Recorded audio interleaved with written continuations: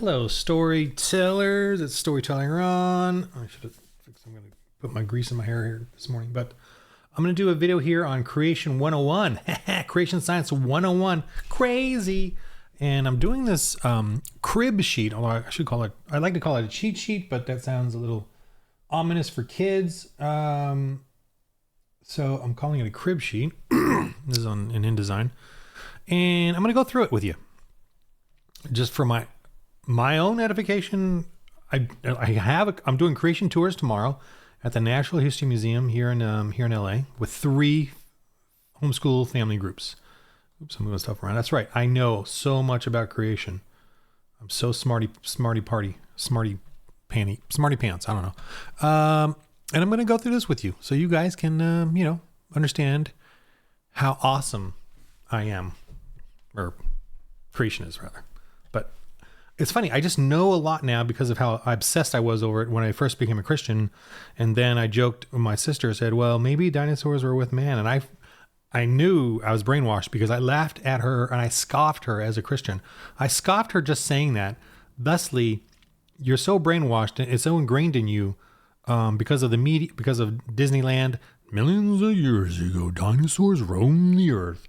You're brainwashed at an early age to believe dinosaurs are millions and millions of years old. Thusly, when in school they tell you this hogwash of evolution, you're like, oh yeah, dinosaurs are millions and millions of years ago. So I'm going to now believe in evolution because that's, millions and millions of years ago. So thank the Lord. The Lord, obviously, I absolutely believe I'm chosen because my mind was like, whatever. I got a book from Answers in Genesis called Answers. And I was like, I believe in evolution. It's fine. I'm a Christian. It's solid with me. I'm going to read this stupid book called Answers. And I read it while pooping. That's how silly I thought it was. I'm just going to read it while I'm pooping. And boy, was a lot of things changing on that chair when I read that book, man. Crap was going out. Good stuff was coming in, and I was blown away. It was amazing.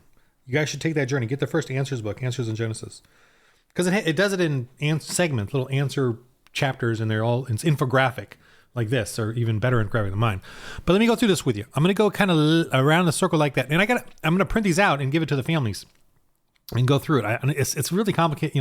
It's for kids, so I'm gonna try to do some doodling here today. Draw these out, but the little red ones. Storytelling around script sheet. Okay, we're going to start here on the very left. Tropical paradise, a different environment.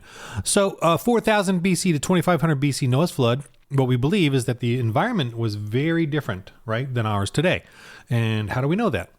Well, obviously the fossil record here is the bottleneck right here, but clues in the Bible. So we obviously know global catastrophic change. Obviously, then the Earth was dramatically changed in 2500 BC, or around 2500 BC. Dramatically changed, right? So everything from dating methods and readings and carbon dioxide, the CO, their carbon dating, from the type of creatures, the type of plants is going to be different from today because a global catastrophe, if it's global, it's going to change the Earth, the environment. Okay, landing the ark. The mention of winter and summer. So it mentions winter and summer there, which is really peculiar. Why does it mention it? So and do we believe it's because there was not a winter and summer before? Or it was milder, or it was like a tropical paradise, it was like a terrarium, whatever it was. Maybe the Earth's magnetic field was stronger, something, because, and I'll keep going with the evidence.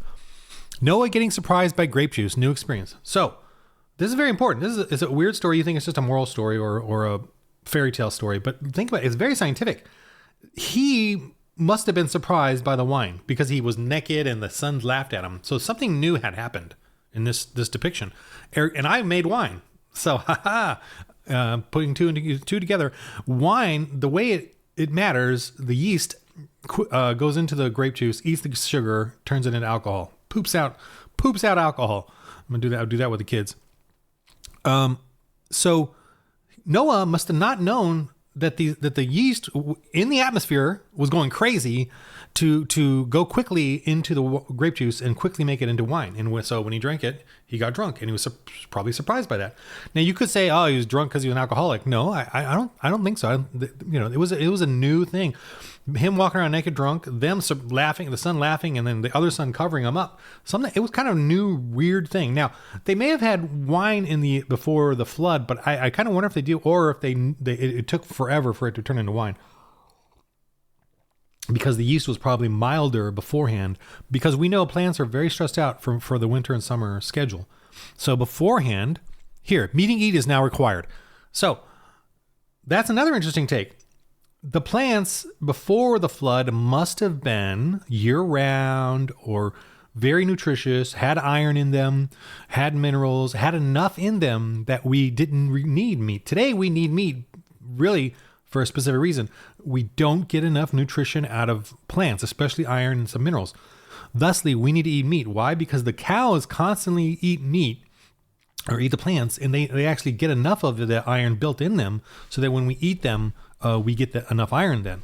Because we don't eat enough plants, the kinds that are out there that have the minerals, to do that.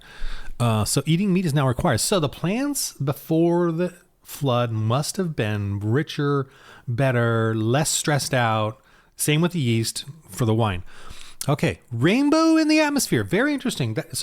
And by the way, all of this is hypothesis of creation science, not fact or not confirmed theory, because we have to go back in time and figure this out.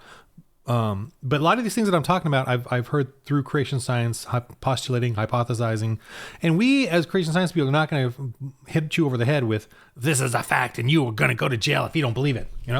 And we also don't believe that creation science or evolution should be taught in public schools, by the way, necessarily. And evolution is a crock. Anyway, so depict rainbow in the atmosphere.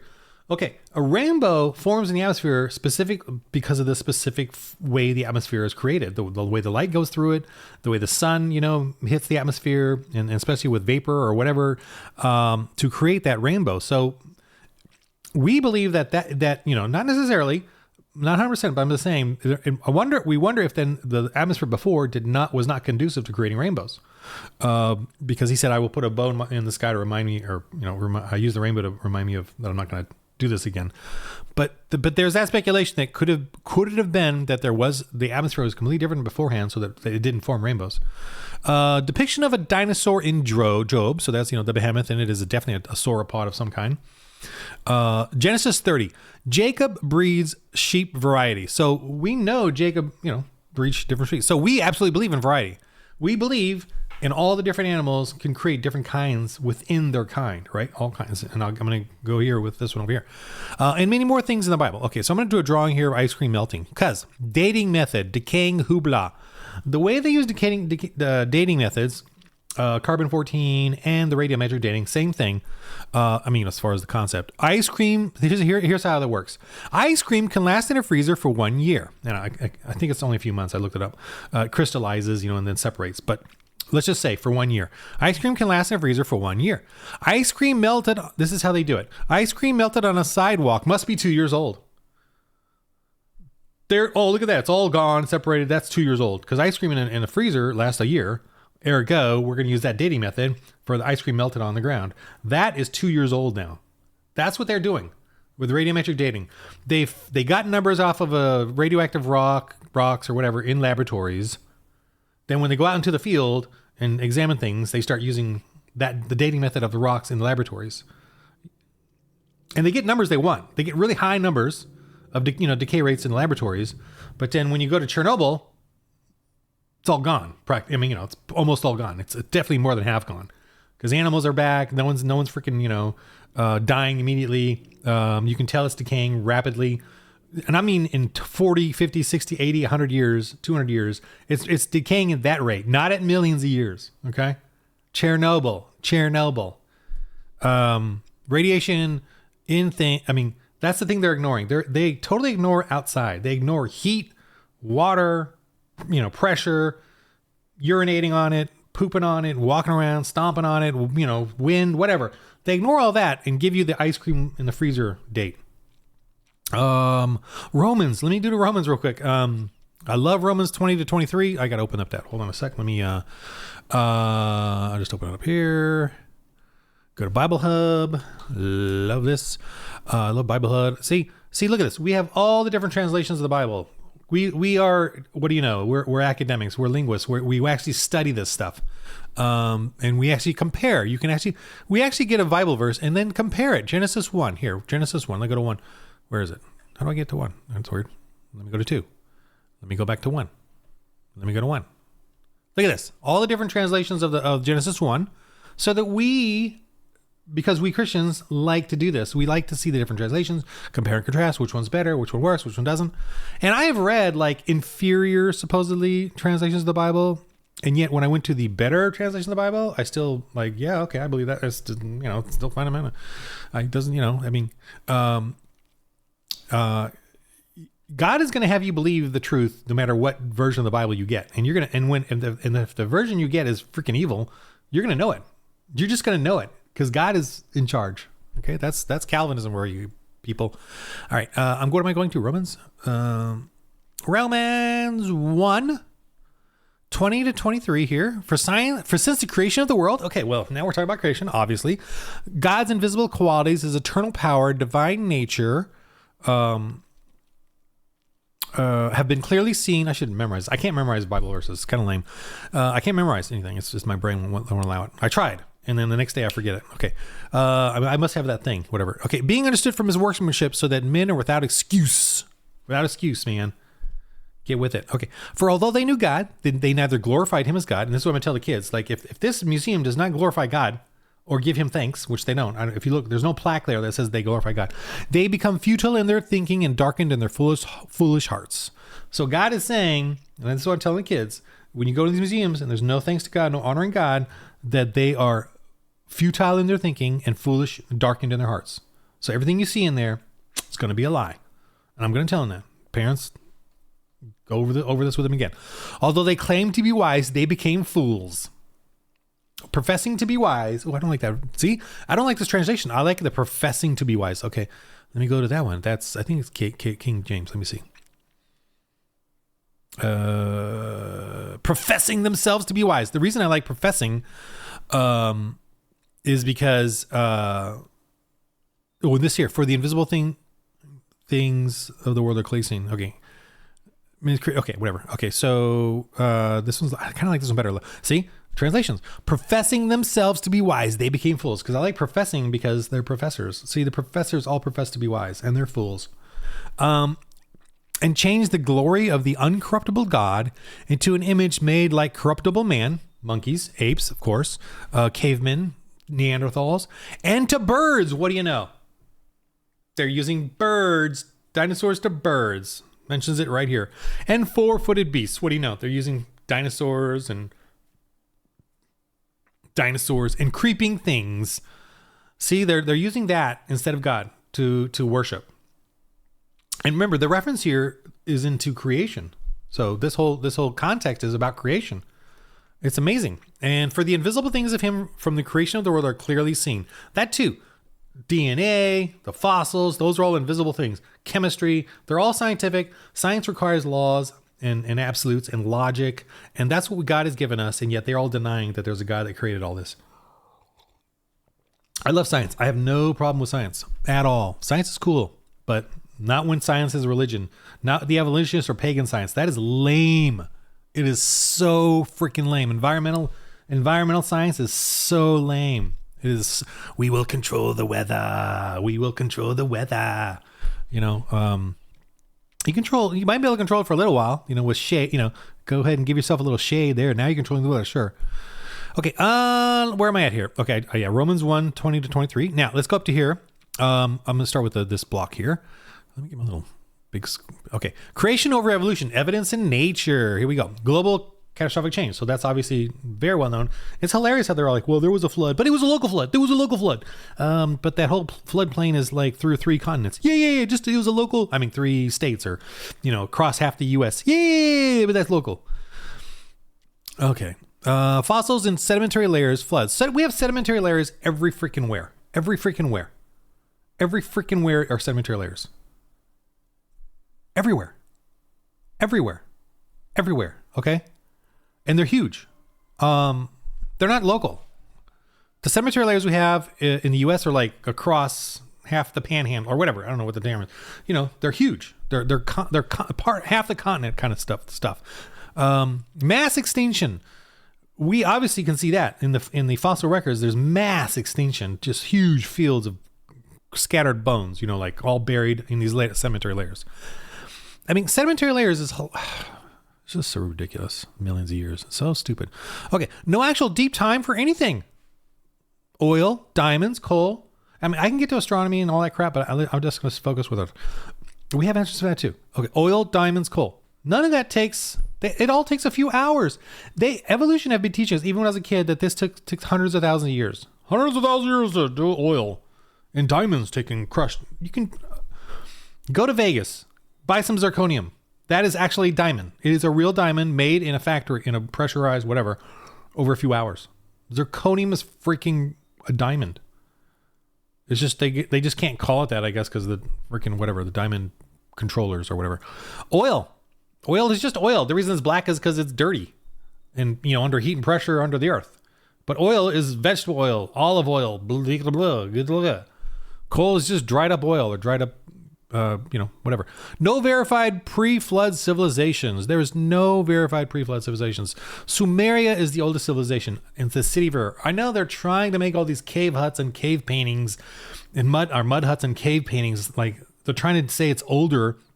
But remember, carbon-14, they're using the freezer method, and they're also ignoring the global catastrophic change. So there would have been a completely different atmosphere before flood, and right at the beginning, and then when the beginning of after the flood to today, the carbon-14 in the air the rate of it is increasing, so that the reading of it will be inflated if they're using the freezer stuff. You know, they're misleading with what is their main number and then all these freaking changes that they're ignoring. Okay, so that's what they're doing, and they're doing it willingly doing it because they want a higher number. They have to get a higher number. 10,000, 20,000, 30,000, 56,000. We gotta get it. That's how crazy these liars are to me. If they're driving me crazy, I wonder, does God have enough power to even handle the patheticness and craziness of evolutionists? I wonder. I don't know if he can. Can he have enough power to roll his eyes enough at the amount of absurdities that they are creating with their stupid evolution crap? I hope he can hold on. Okay. He's got Jesus, Holy Spirit, so maybe. Larger, thicker, and same creatures. So in the fossil record, we are finding bigger versions of insects, right? They find giant versions of insects, and I'm going to get to that, and there's another here. Yeah, I'll get to that.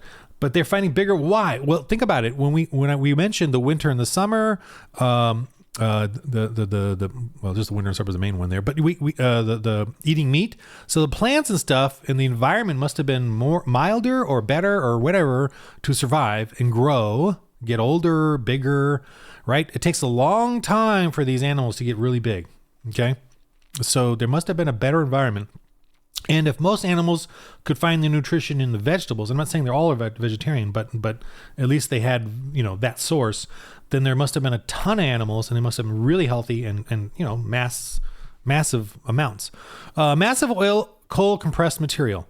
I guess, I don't know if I even need that in there. Maybe I can take that one out because I kind of already mentioned it in the other part. So let me just take that out. Bigger insect fossils, smaller now due to air composition. So the insects cannot grow bigger today because we have less oxygen and less pressure or whatever. So because they don't have lungs, they have like a sponge material as they're breathing, and it's based on the density in the air composition. So we know that therefore, ergo, in the fossil record, if the insects were that much bigger, the environment beforehand must have been better, or must have been more like those barometric chambers, baromic, whatever, those chambers that they use for healing. They're dense and more oxygen. Okay, flesh and blood cells found in thick dino bones. Barometric chambers. I should probably put that down. Like barometric chambers, more oxygen, thicker air, just say.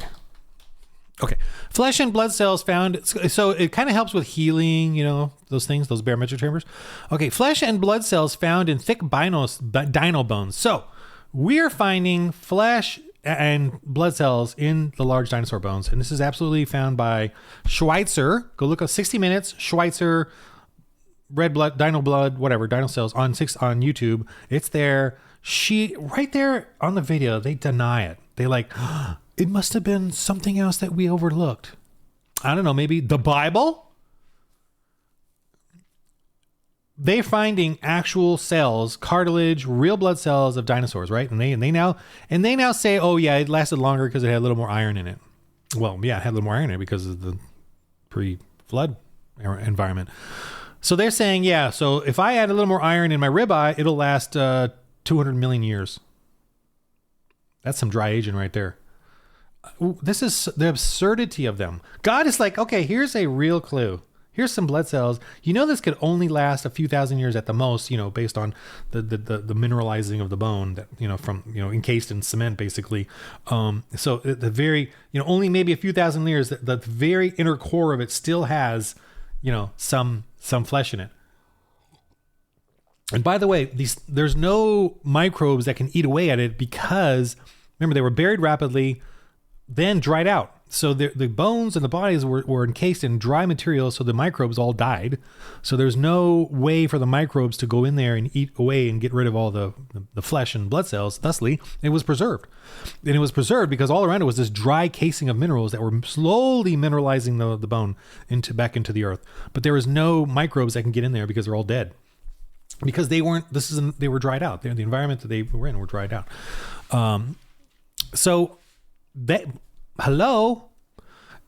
We see variety, but not evolution. Okay, so yeah, we see variety. We see that in the animals. And the Bible claims it already. Genesis 30. That was written 4,000 years ago. Or, you know, whatever. Or, okay, are dogs evolving or just variety? Evolution won't use dog examples because we can see they're all dogs. You notice that? They use dinosaurs. They use weird bird. But they won't use dogs. They won't say, look, this chihuahua, this thing is evolving. They won't say it. Why won't they use dogs? I mean, it's pretty obvious. Look, is this evolving? So I did a little, it's kind of hard to see, but it's small, but let me zoom in. But I just looked for a bunch of dog skulls. Okay. Oh, look, it's evolving. Like you just, you know, do that whole grifter thing where you're mixing them up and finally evolving creatures. That's all they do with fossils. They place them in a stupid order.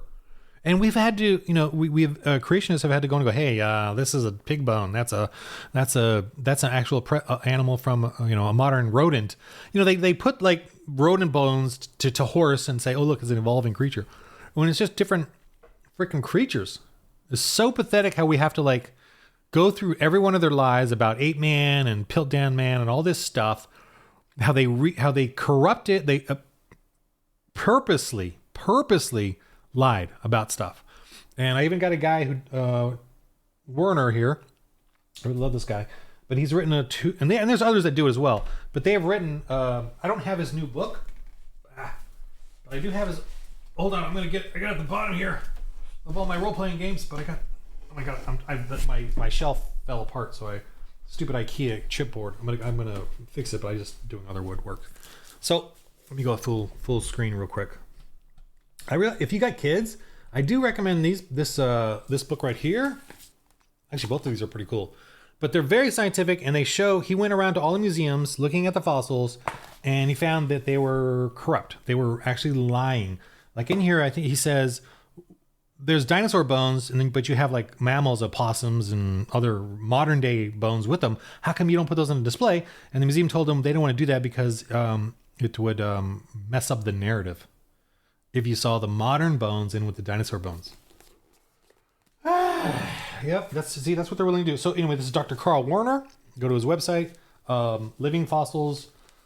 So, and basically what he's proving in this one is that all of the ancient fossils have modern fossils. I mean, except for the extinct dinosaurs. And I'm going to explain why the dinosaurs are extinct.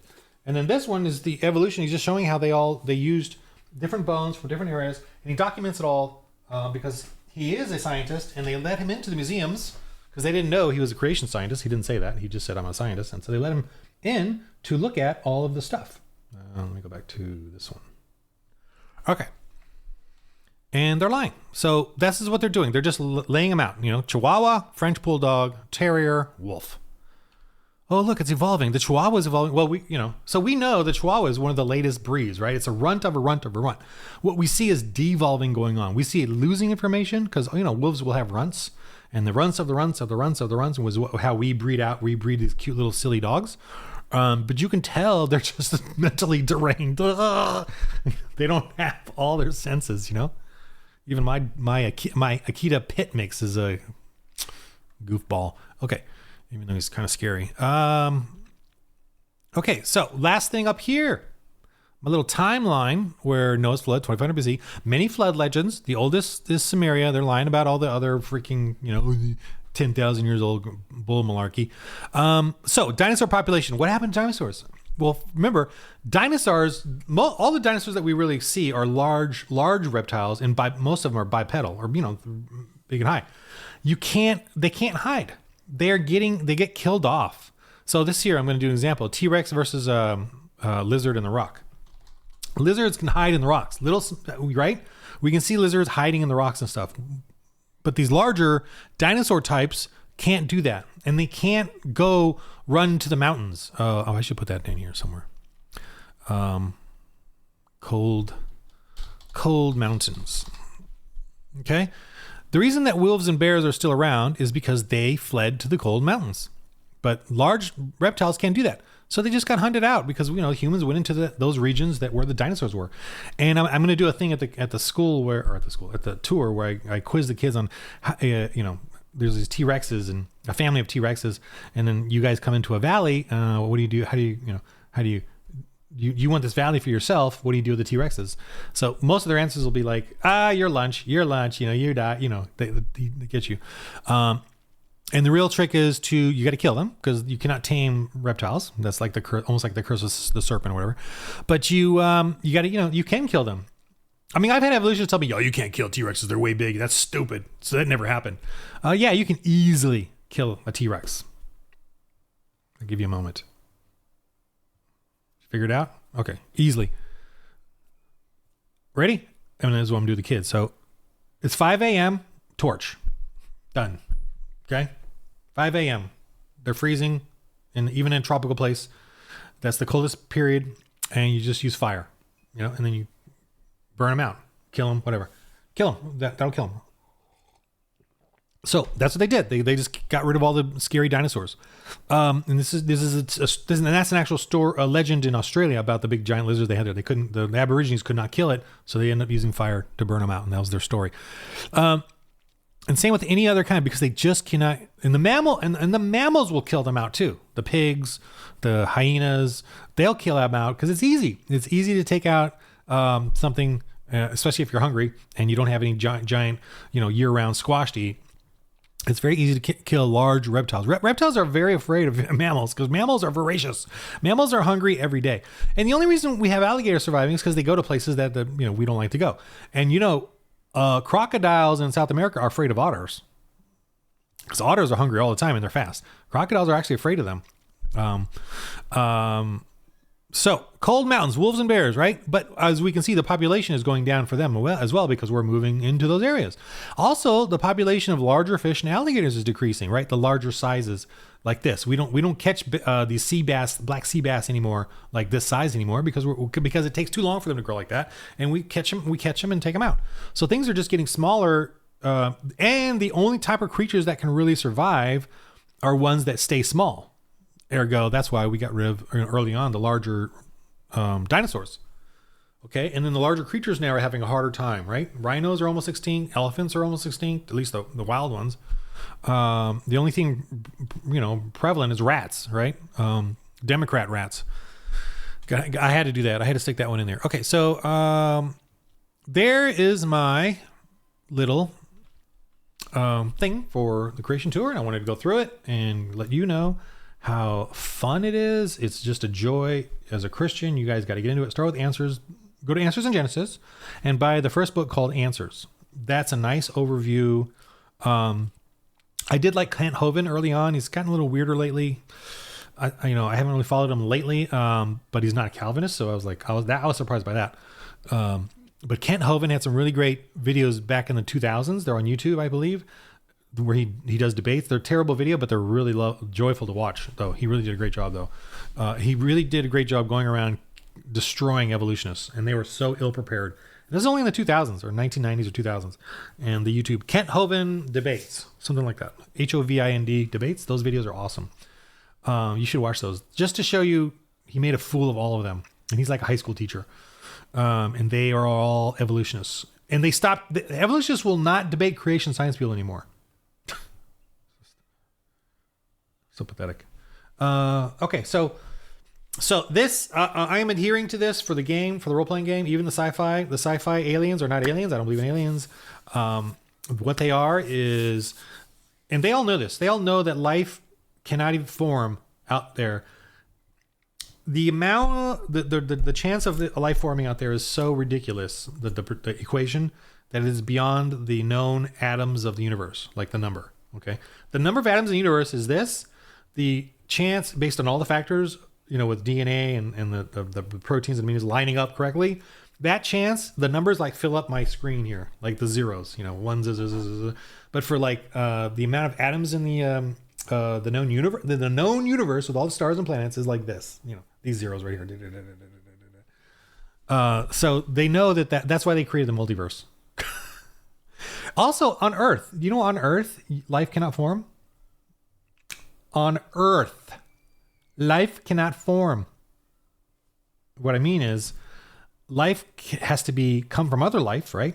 And it has to be in a protected shell, skin, womb, thing. If it's exposed to the Earth, it will die. Without the proper filtration systems.